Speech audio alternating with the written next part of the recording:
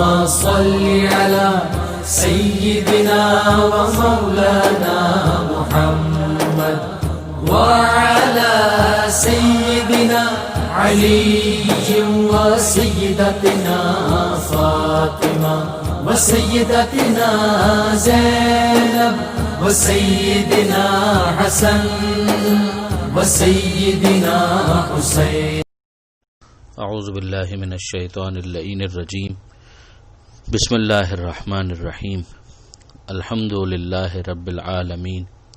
والصلاة والسلام علی اشرف الانبیاء والمرسلین واہل بیتہ الطیبین الطاہرین المعصومین. اما بعد. سورہ مبارکہ مائدہ آیت نمبر 51 سے 56، 51 سے 56. پہلی آیت جو صفحے پر ہے وہ ہمیں پروردگار عالم کی طرف سے ایک نصیحت اور ہدایت کہ یہود اور نصارہ کو اپنا سہارا مت بناؤ. یا ایھا الذین آمنوا، اے ایمان لانے والوں، لا تتخذوا الیہود والنصارى اولیاء، یہود اور نصارہ کو اپنا دوست، اپنا جگری، اپنا سہارا نہ بناؤ. بعضهم اولیاء بعض، یہ لوگ آپس میں ایک دوسرے کا سہارا ہیں. یعنی یہ دلچسپ بات ہے کہ ویسے یہ لڑیں گے بھی آپس میں، لیکن اگر مسلمانوں کے مقابلے پر کبھی ایسا معاملہ آ جائے تو یہ ایک دوسرے کا سہارا بنیں گے. یہاں پر بات واضح ہے کہ ایکسیپشنز ہو سکتے ہیں، اچھے افراد کسی بھی قوم کے اندر ہو سکتے ہیں، جو ہم بار بار اس بات کی طرف مختلف آیتوں کے ذیل میں متوجہ بھی کرتے رہے ہیں. خود قرآن مجید کے اندر آیا ہے کہ لیسوا سواء، یہ سب بھی ایک جیسے نہیں ہیں، مگر من جملہ اوور آل اگر دیکھا جائے تو جو مزاج ہے وہ یہی ہے. لہذا جب اس طرح کا کیس ہوگا تو پرنسپل یا اصول یہی ہوگا کہ ایسے افراد کو اپنا سہارا نہ بنایا جائے، اور والنٹری تو بالکل بھی نہ بنایا جائے. ایک مسئلہ جو مجبوری کا ہوتا ہے کہ ایک انسان بالکل سرنڈر کرنے کی پوزیشن میں آ گیا اور اس کی جان اور اس کا سروائیول جو ہے وہی خطرے میں آ گیا، وہ ایک الگ کیس ہے. لیکن اوور آل اگر آپ دیکھیں تو قرآن مجید کی پالیسی یہی ہے کہ غیروں کو اپنا سہارا نہ بنایا جائے. وَمَن يَتَوَلَّهُم مِّنكُمْ فَإِنَّهُ مِنْهُمْ، اور اگر تم میں سے کسی نے ان سے اس طرح سے سہارا طلب کیا یا ان سے دوستیاں گانٹنے کی کوشش کی تو وہ انہی میں سے ہے. ان اللہ لا یہدی القوم الظالمین، اللہ ظالموں کو ہدایت نہیں دیتا. یہ ایک مرتبہ پھر ہمارے لیے واضح ہو گیا کہ اگر پروردگار عالم کی طرف سے ہدایت سلب کی جاتی ہے یا ہدایت روک لی جاتی ہے تو وہ اس ظلم کی وجہ سے ہوتی ہے جو پہلے سے اس شخص کی طرف سے ہو رہا ہو، یا اس قوم کی طرف سے جو ظلم ہو رہا ہوتا ہے اس کا نتیجہ یہ نکلتا ہے. اب کیا دوستی کا مطلب یہاں پر یہ ہے کہ معاشرتی جو تعلقات ہیں ان کو بھی ختم کر دیا جائے، کانٹیکٹ ہی بالکل نہ ہو، ایک دوسرے کے ساتھ کمیونیکیشن ہی بالکل نہ ہو؟ ایسا نہیں ہے. ورنہ اپنے مذہبی قوانین کی پابندی کے ساتھ معاشرتی تعلقات قائم کرنا اور جائز مقاصد میں تعاون کرنا یہ ہر ایک کے ساتھ درست ہے، اس میں قوم اور ملت کا کوئی سوال نہیں ہے. یہ ہمارے لیے اس وقت بھی واضح ہو جاتا ہے جب ہم قرآن میں دیکھتے ہیں کہ قرآن میں مشرکین تک کے اس طبقے کے ساتھ جس نے مسلمانوں کے خلاف دشمنی پر مبنی اقدامات نہ کیے ہوں اور وہ جاہریت کے مرتکب نہ ہوئے ہوں، حسن سلوک اور منصفانہ برتاؤ کی اجازت دی ہے اور وقت ضرورت ان کے کام آنے کی تحریک کی ہے. اور خود حضرت پیغمبر خدا صلی اللہ علیہ وآلہ وسلم کا عمل موجود ہے کہ شب ہجرت تک آپ کے پاس مشرکین کی امانتیں موجود تھیں. معاشرتی تعلقات کا ظاہر ہے کہ اس سے بڑھ کر اور کیا ثبوت ہو سکتا ہے. تو ایک ہے معاشرتی تعلقات اور ایک ہے کسی کے ساتھ ایفیلیٹ ہو جانا، کسی کے زیر دست آ جانا، کسی کا سہارا قبول کرنا اس طرح سے کہ وہ بالادست ہو جائے، غالب آ جائے. وہ چیز قطعاً قبول نہیں کی جائے گی. اب ایسے افراد جو اس طرح کی کوشش کرتے ہیں ان کے لیے پروردگار عالم فرماتا ہے کہ فَتَرَى الَّذِينَ فِي قُلُوبِهِم مَرَضٌ، تو آپ دیکھیں گے کہ جن کے دلوں میں بیماری ہے، یعنی وہ روحانی طور پر بیمار ہیں، منافق ہیں، یسارعون فیہم، تو وہ تیزی کے ساتھ ان کی طرف بڑھتے ہیں. یقولون، اور یہ کہتے ہیں نخشى ان تصیبنا دائرہ، کہ ہمیں ڈر لگتا ہے کہ ہم پر کوئی آفت نہ آ جائے. فَعَسَى اللَّهُ أَن يَأْتِيَ بِالْفَتْحِ أَوْ أَمْرٍ مِّنْ عِنْدِهِ، اب بہت ممکن ہے کہ اللہ فتح دکھا دے یا اپنی طرف سے کوئی اور صورت سامنے لے آئے، یعنی الٹا معاملہ ہو جائے بالکل. فَيُصْبِحُوا عَلَىٰ مَا أَسَرُّوا فِي أَنفُسِهِمْ نَادِمِينَ، تو وہ یہ جو انہوں نے کیا ہے اپنے دل میں جو چھپا رکھا تھا انہوں نے، اس پر انہیں پشیمان ہونا پڑے گا. تو حالات جو ہیں وہ یکساں تو کبھی بھی نہیں رہتے، مگر ایک جو ملی غیرت ہے جس کے تحت ایک انسان اپنی انٹیگریٹی کو، اپنی دینی جو غیرت ہے اس کو انٹیکٹ رکھتا ہے، اس کی بہرحال امپورٹنس ہے، اس کو اگنور نہیں کیا جا سکتا۔ وَيَقُولُ الَّذِينَ آمَنُوا، اور صاحبان ایمان کہیں گے، أَهَؤُلَاءِ الَّذِينَ أَقْسَمُوا بِاللَّهِ، کہ یہ ہیں وہ لوگ کہ جو اللہ کی قسم کھاتے تھے، جہد ایمانہم، پوری مقدور بھر، انتہائی سخت قسمیں یہ لوگ کھایا کرتے تھے،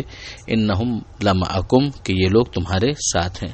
حبطت اعمالہم، ان کے اعمال حبط کر دیے جائیں گے، یعنی ان کے اعمال نل اینڈ وائڈ ڈکلیئر کر دیے جائیں گے، فاصبحوا خاسرین، اور یہ لوگ گھاٹا اٹھانے والوں میں سے ہوں گے۔ اب ظاہر ہے کہ یہ بات قیامت کے میدان میں بھی ہو سکتی ہے، اور اسی دنیا کے اندر جب ان لوگوں کا بھانڈا پھوٹ جائے تو اس موقع پہ بھی صاحبان ایمان کی طرف سے یہ تبصرہ ہو سکتا ہے۔ یا ایھا الذین آمنوا، اے ایمان لانے والوں،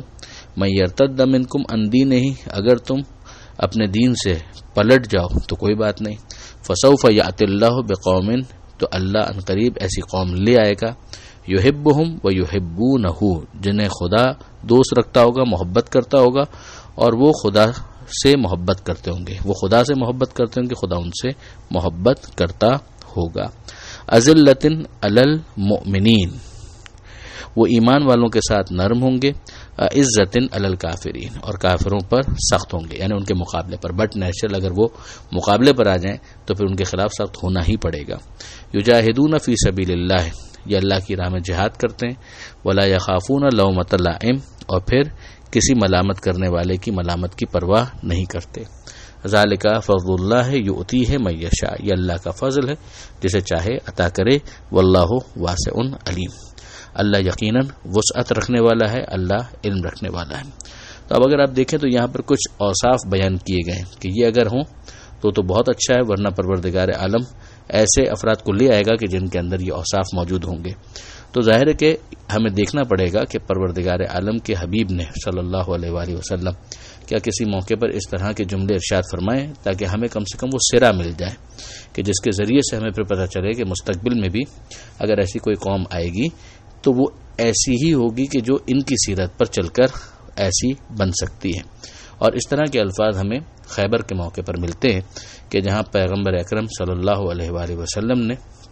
یہ ارشاد فرمایا کہ لأوتین الرایۃ غدا، کہ کل میں علم اس کو دوں گا، یعنی اب تک تو میں نے نہیں دیا تھا، یہ لوگ خود ہی چلے گئے تھے، میں اس کو علم دوں گا، رجلا کرارا غیر فرار یحب اللہ ورسولہ ویحبہ اللہ ورسولہ، کہ جو رجل ہوگا، مرد ہوگا، کرار ہوگا، فرار اختیار نہیں کرے گا، اللہ اور رسول سے محبت کرتا ہوگا، اللہ اور اس کے رسول اس سے محبت کرتے ہوں گے۔ تو اگر آپ دیکھیں تو اس کے اندر من جملہ وہ تمام اوصاف کہ وہ جائے گا، کرار ہوگا، یعنی وہ جا کر فتح کرے گا، جہاد کرے گا، اور مومنین کے لیے اس کی جو صفت ہوگی کہ وہ انتہائی نرم ہوگا،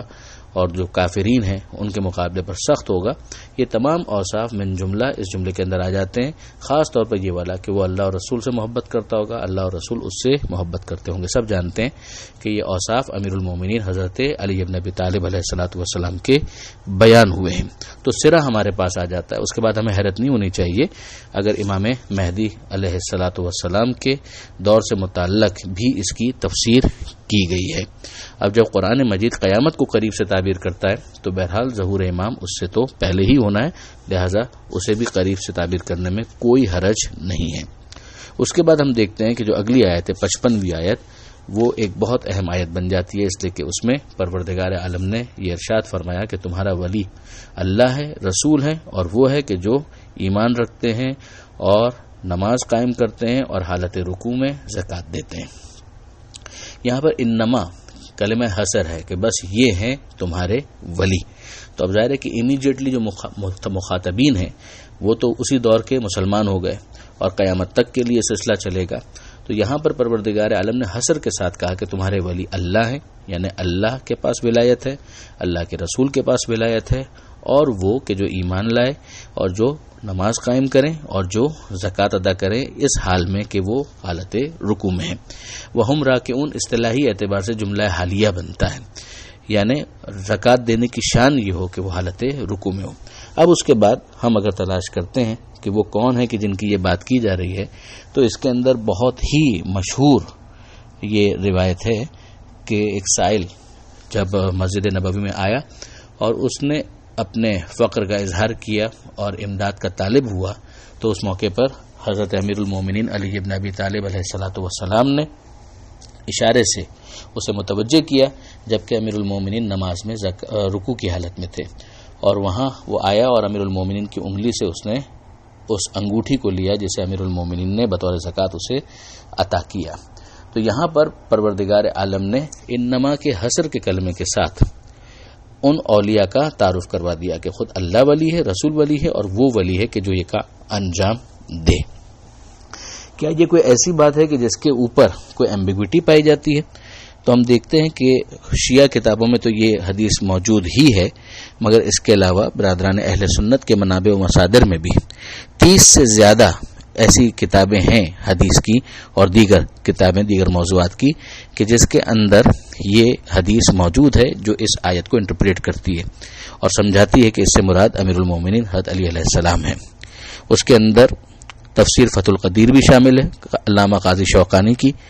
اسباب النزول بھی ہے ازواہدی، اور اسی طریقے سے تذکرہ سبت ابن جوزی بھی ہے، نور الابصار شبلنجی بھی ہے، تفسیر طبری بھی ہے، اور اس کے علاوہ کنز الامال بھی ہے، در منصور بھی ہے، صحیح نسائی بھی ہے، اور دیگر کتابیں ہیں کہ جس کے اندر یہ حدیث آئی ہے اور اس کی یہی شان نزول بیان کی گئی ہے۔ اب ظاہر ہے کہ اس کے مقابلے میں اگر کوئی شاذ روایت ہے تو اسے بغض امیر المومنین ہی کے اوپر محمول کیا جائے گا، اور اتنی کثرت کے ساتھ جو روایات آئی ہیں ان کو قبول کیا جائے گا۔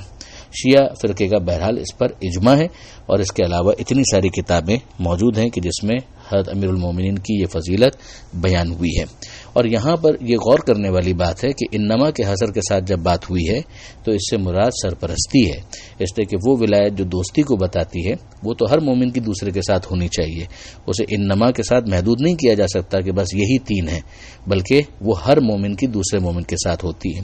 رہ گئی بات کہ یہاں پر جمع کا صیغہ استعمال ہوا ہے تو اس کی کیا وجہ ہے، تو ہم جانتے ہیں کہ یہ کوئی پہلی مرتبہ نہیں ہے، قرآن مجید کے اندر کئی مرتبہ ایسا ہوا ہے کہ اگر مراد مفرد بھی ہو یعنی واحد بھی ہو، سنگولر بھی ہو، تو اس کی عظمت کے لیے یا کسی اور مصلحت سے جمع کا صیغہ استعمال کیا جاتا ہے۔ ہم خود دیکھتے ہیں کہ پروردگار اپنے لیے بھی پلورل کا صیغہ استعمال کرتا ہے، انا نحن نزلنا الذکر، ہم نے اور یقیناً ہم ہی نے اس قرآن کو نازل کیا ہے اور ہم ہی اس کی حفاظت کرنے والے ہیں۔ خدا وحدہ لا شریک ہے، مگر ہم جانتے ہیں کہ یہاں پر عظمت کے لیے، عظمت کے اظہار کے لیے جمع کا اور متکلم مع الغیر کا جو صیغہ ہوتا ہے وہ استعمال کیا گیا۔ اسی طرح سے آیہ مباہلہ ہے کہ جہاں پر نساءنا و نساءکم، کہ ہم اپنی عورتوں کو لے کر آتے ہیں، تم اپنی عورتوں کو لے کر آؤ، یہ سورہ آل عمران میں ہم پڑھ چکے، مگر وہاں پر صرف جناب خاتون جنت حضرت زہرا سلام اللہ علیہا تشریف لے گئی تھیں۔ اسی طرح سے انفسنا و انفسکم، وہ بھی آیہ مباہلہ کے اندر ہے، اور وہاں پر بھی ایک ہی نفس بن کر گئے تھے اور وہ حضرت علی علیہ السلام تھے۔ اسی طرح سے اور دیگر موقع کہ جہاں قرآن مجید کے اندر جمع کا صیغہ استعمال کیا گیا لیکن اس سے مراد مفرد ہے، تو جب قرینہ موجود ہو تو پھر ان اعتراضات کی کوئی گنجائش باقی نہیں رہتی اور ان کو نظر انداز کر دیا جاتا ہے۔ تو یہاں پر یہ تمام دلائل مل کر اس بات کو اسٹیبلش کرتے ہیں کہ ولی سے یہاں پر مراد صرف عام دوستی نہیں ہے، بلکہ اس سے مراد سرپرستی ہے، حکومت ہے، اور یہ ولایت سب کے اوپر ہے، تمام کے تمام افراد انکلوڈنگ اس زمانے کے افراد بھی، اس لیے کہ یہاں پر کم کا لفظ بہت صراحت کے ساتھ موجود ہے۔ یہ اتنا واضح تھا کہ حسان بن ثابت حضرت علی علیہ السلام کی شان میں، یہ پیغمبر اکرم کے صلی اللہ علیہ وآلہ وسلم کے زمانے کے مشہور شاعر ہیں، ان کا یہ اشعار کے اندر اس کا اظہار بھی موجود ہے کہ وہ فرماتے ہیں کہ فَأَنْتَ الَّذِي أَعْطَيْتَ إِذْ كُنْتَ رَاكِعًا، کہ آپ ہی وہ ہیں کہ جنہوں نے حالت رکوع میں زکوٰۃ دی، زکاتن فدت کن نفس یا خیر راکعن، اور آپ پر جان فدا ہو اے بہترین رکوع کرنے والے، فانزل فیک اللہ خیر ولایہ، تو اللہ نے بہترین ولایت آپ کے بارے میں نازل کی، وبینہا فی محکمات الشرائع، اور قرآن مجید میں اسے ریکارڈ کر دیا۔ یہ اشعار تھوڑے سے فرق کے ساتھ مختلف کتابوں میں آئے ہیں، اس میں تفسیر روح المعانی آلوسی کی اور کفایت الطالب گنج شافعی کی یہ کتابیں شامل ہیں۔ پھر اس کے بعد پروردگار عالم جو اس صفحے کی آخری آیت ہے اس میں ارشاد فرماتا ہے وَمَن يَتَوَلَّ اللَّهَ وَرَسُولَهُ وَالَّذِينَ آمَنُوا، اور جو تولا رکھے اللہ، اس کے پیغمبر اور ان ایمان رکھنے والوں سے، تو بلا شبہ فَإِنَّ حِزْبَ اللَّهِ هُمُ الْغَالِبُونَ، تو یقیناً اللہ کا لشکر ہی غالب آنے والا ہے۔ یہاں پر واضح طور پر تولا کا حکم رکھ دے دیا گیا، تعلق رکھنے کا حکم دے دیا گیا انہی تین کے ساتھ کہ جن کا پیچھے ذکر آ گیا، اللہ، رسول اور وہ ایمان لانے والے، یعنی وہی کہ جن کا بھی ذکر آیا، اور ان کو حزب اللہ سے تعبیر کیا گیا۔ میں پھر واپس عرض کروں، تھوڑی بہت اس کے اندر گفتگو طویل ہو گئی مگر ضروری تھا، مگر اتنا ضرور ہے کہ ٹھنڈے دل سے ان تمام باتوں پر بھی غور کرنے کی ضرورت ہے کہ یہ بھی ایک موقف ہے۔ پھر ظاہر ہے کہ سب کو اختیار ہے، اگر کوئی قبول نہ کرنا چاہے تو یہ ان کا اور خدا کا معاملہ ہے۔ پروردگار عالم ہم سب کو قرآن مجید سمجھنے اور اس پر عمل کرنے کی توفیق عطا فرمائے، اور وارث قرآن امام زمانہ کے ظہور میں تعجیل فرمائے۔ وآخر دعوانا ان الحمد للہ رب العالمین، والسلام علیکم ورحمۃ اللہ وبرکاتہ۔